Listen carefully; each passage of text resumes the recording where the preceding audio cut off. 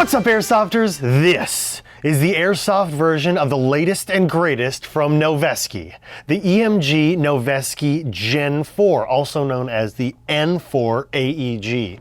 But first, a little bit of history. John NOVESKE formed his company back in 2001 up in Oregon in the good old US of A. NOVESKE makes high-end AR-15 rifles, barrels, and parts that have a reputation for precision and durability, which has earned the company recognition as a high-end rifle manufacturer. In front of me is an officially licensed Airsoft replica of their latest model, the Gen4 Infidel rifle. The Airsoft versions of these rifles come in 3 colors and 2 different lengths, a 7-inch handguard and a 9 3/4-inch handguard.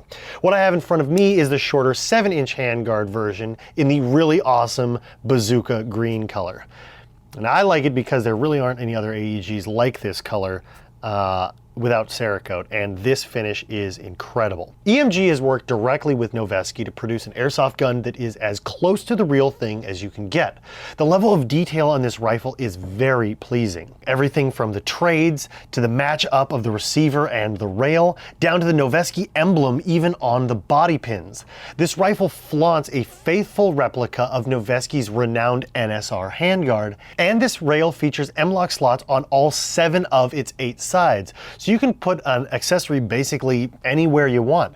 It blends right into the receiver with no wobble at all. And it also has these windows on top of the rail that allow for the routing of cables and eliminate janky zip ties. True to the real deal, this rifle has a billet style receiver, which looks awesome and features their enlarged magwell and trigger guard and all of the ambidextrous controls like the fire selector, the magazine release on both sides, and the ambidextrous bolt catch. Quick side note, the bolt catch does not automatically lock back the imitation bolt to adjust your hop up. You'll need to pull back on the charging handle while depressing the bottom of the standard ping pong paddle, then make your hop up adjustment like so, and then simply release the mock bolt with either one of the ambidextrous bolt releases. In addition to the ambidextrous controls, one thing I really like about the ergonomics of the rifle is the really vertical pistol grip. Something for the longest time that was hard on M4 AEGs was getting proper motor alignment with a steeper grip angle. And here, the EMG polymer grip allows you a more vertical grip, which gives you better control and comfort in CQB and tight environments while still maintaining proper motor alignment.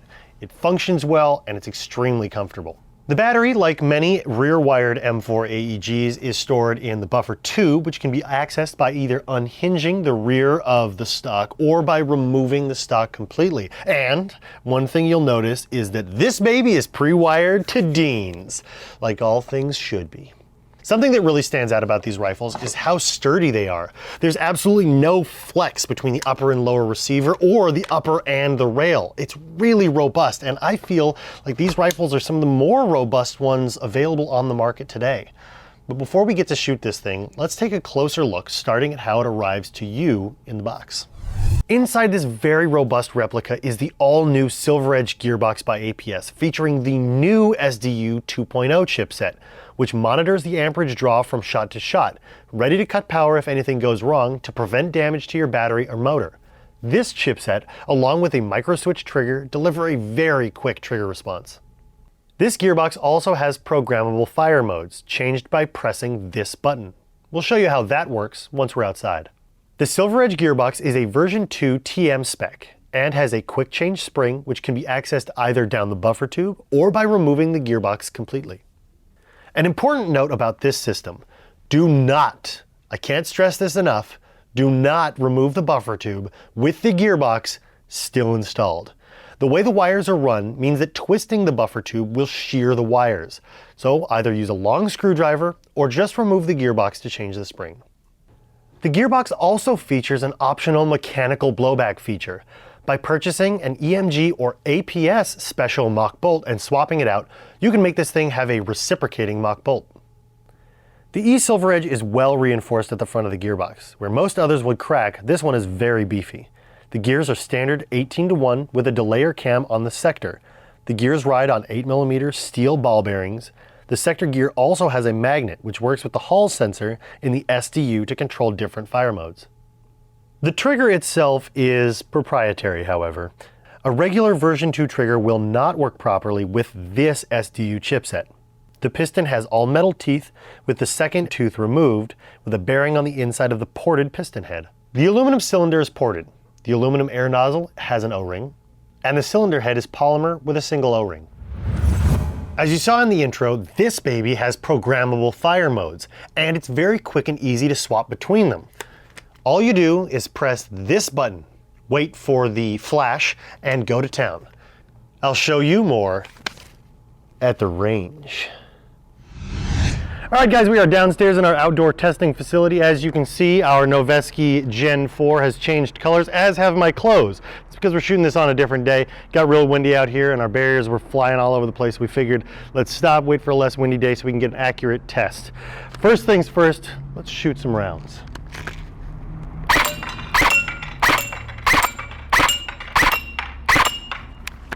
I gotta say right off the bat, there is no replacement for a good optic that's zeroed. Regardless of distance, having a good piece of glass on there makes shooting targets, even small ones, that much easier. But let's get into ergonomics.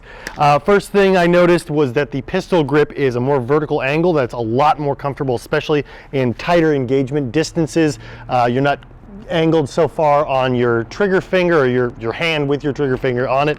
So that's a lot more comfortable. That also makes the ambidextrous controls a lot more easier to use, a lot more easy to use, not easier to use. I did notice that the stock has quite a bit of wobble to it. Changing out your stock could certainly alleviate some of those issues, but the nice thing about the stock that comes with the NOVESKE is that the back stock pad is openable so that you can gain access to your battery compartment, which I do like. I did mention ambidextrous controls like the select fire switch, but that mag release also makes it easy to change magazines because that's also ambi. While we've got the magazine out, let's also talk about the different fire modes that the SDU 2.0 chipset has in the new eSilverEdge gearbox. Those settings can be accessed in the mag well here, and changing between them gives you a variety of different fire modes. You saw me shooting on semi, so let's go ahead and change the mode and see what else we've got. We've got our second mode set on here by depressing the button in the mag well and holding until that flashes. The second mode on this has your standard semi, as well as a 3-round burst. Let's give it a try.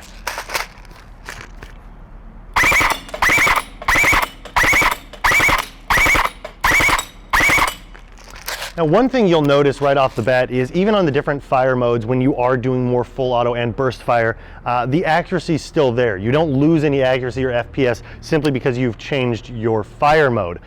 Keep in mind, we are using an 11.1 volt lithium ion battery, or lithium polymer battery, 1000 milliamp in the buffer tube. I do like that they force you to take the magazine out to change fire mode so you don't accidentally discharge the gun into your hand or into somebody nearby. So keeping the mag out pretty much eliminates your ability to fire at somebody, although I know we've all experienced the ghost BB. With that said, it's always a good idea to make sure that you're not pointing this in a dangerous direction when you are changing your settings just in case. Now, this next mode changes out your semi setting to a 2-round burst and goes back to full auto. Let's see how we do on that 2-round burst.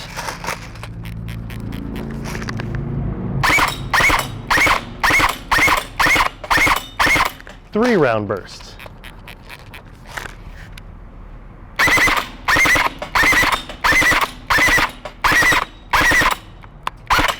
Dead battery. That's okay. I brought extras. One thing we did notice when changing the battery over is that when plugging in a new battery, it actually resets your programming back to standard, which is semi-auto and fully automatic. So I went back through the cycles for our programming. We're back on 3-round burst. Let's give it a try.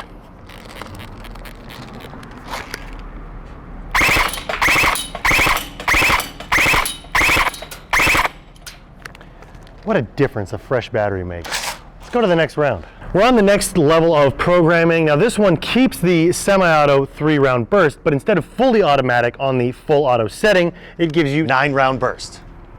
Let's give that a try.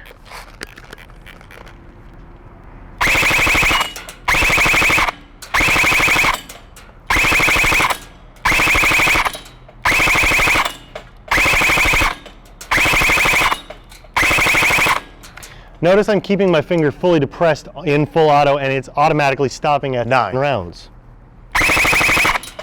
One other note, this is a non-interruptible full auto. So make sure when you pull the trigger, you're gonna let it fire. And I have an empty magazine, and we'll be right back with you. Starting out with our accuracy test, I've again loaded 0.25 gram BBs in the magazine, and we're gonna be shooting at the targets about 40 feet away. Let's see how many semi-auto headshots we can get from this distance.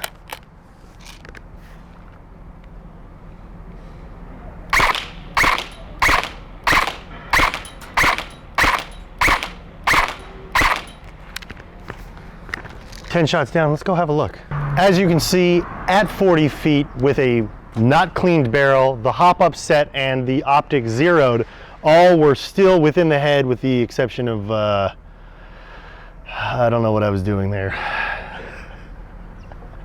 But it's great, let's go a little bit farther away. We've moved back out to about 100 feet, which is really more typical of your average engagement distance outdoors in Airsoft. Granted, the length of this is kind of the in-between between a CQB gun and something meant for longer ranges, so we wanted to see how this would perform. 0.25s in the magazine. We shot a few earlier, noticed that our hop-up was dipping a little bit, so we raised that. Let's see how it does. Body shots this time because you're not gonna be doing small headshots at 100 feet, but you know, you never know, you might get lucky. You never know, you never know.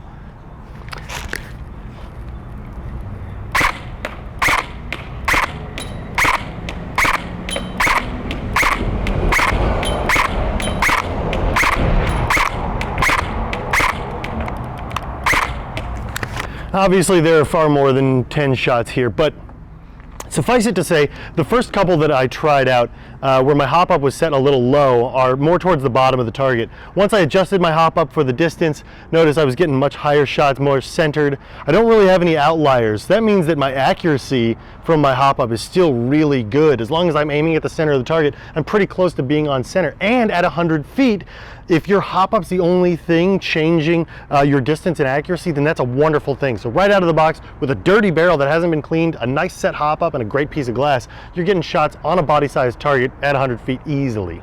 We're going to now do our FPS and RPS test. We've got our X-Cortec X3200 set for 0.2 gram BBs. I've got 0.2 gram BBs in our NOVESKE Gen 4.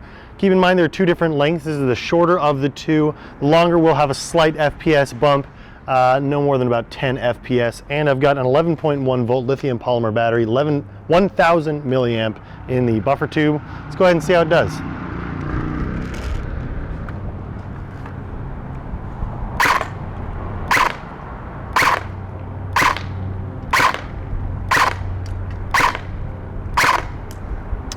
And now we're going to go ahead and do full auto.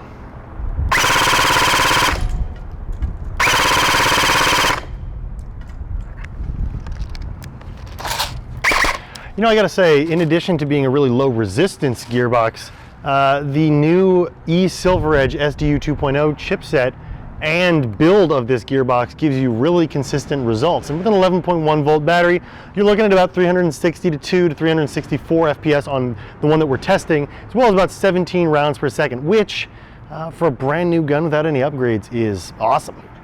Of course, that FPS can always be changed because of the quick change spring system.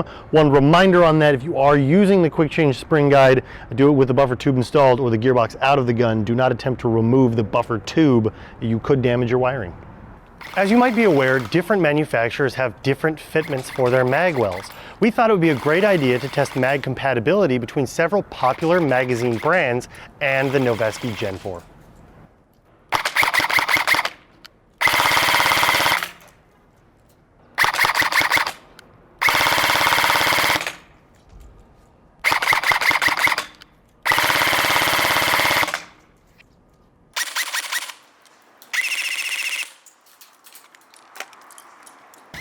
As you can see, all of the magazines fed both on semi-automatic and fully automatic fire.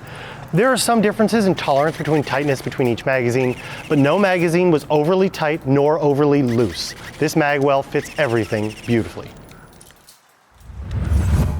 These days, making a unique M4 is a bit of a tall order. There are only so many ways to skin the AR-15 cat, but I will say that the NOVESKE Gen 4 series has really got some innovation that make for an excellent M4 starting point. First things first, you've got an upper and lower receiver that pair extremely well with their NSR front handguard, giving you no slop or wobble, giving you a stable platform to mount accessories on all 7 positions, and even well thought out wire routing solutions for those accessories. And you've got a full-length top rail for the addition of the backup iron sights of your choice, like these Knights ones, as well as an AIM Sports optic, or really any optic that you choose. Personally, I added the KX5 because A, it's Noveske, and B, I think it rounds out the look of the Infidel rifle. I think a KX3 could also work really well here. If this was my personal rifle, I'd probably change the stock. This stock is great for accessing your battery compartment, and it's easy to adjust, but that little bit of play, that would drive me nuts. And if you guys are like me, there are 1,000 stock options available at evic.com, all of which work perfectly on this standard sized buffer tube. So I might change the stock out. But besides that, that vertical pistol grip, the awesome color, the ergonomics, the ambidextrous controls, and the SDU2.0 chipset giving you different fire modes is a great starting point for any M4 build. One other final note about customization and upgrades. If you guys are like me, you like to tinker and upgrade things, and when it comes to upgrading the internals for the eSilverEdge 2.0 gearbox, many of the parts are TM compatible. I will say though that if you like the SDU 2.0 chipset, that it's worth keeping, because if you do want to change away from it to something like a Gate Titan, you will have to get the original SilverEdge gearbox that did not come with the SDU 2.0 for the mounting position for a different chipset. But any other upgrades are fully compatible with the eSilverEdge 2 gearbox. Just keep that SDU 2.0 and you retain the functionality of the different burst fire controls. With that said, if you want to find out more information about these awesome rifles, see them in their various lengths and the different color options available, make sure you check them out right here on our website at evic.com. And tune into our social media on Facebook and Instagram to see upcoming photos of these bad boys, as well as some custom builds we might do, including some EPS or Evic Performance Shop builds. And it's a great place to tune into exciting product releases of any of our exciting brands that we offer here at evic.com. As always, play hard, play safe, and play responsibly. See you guys later.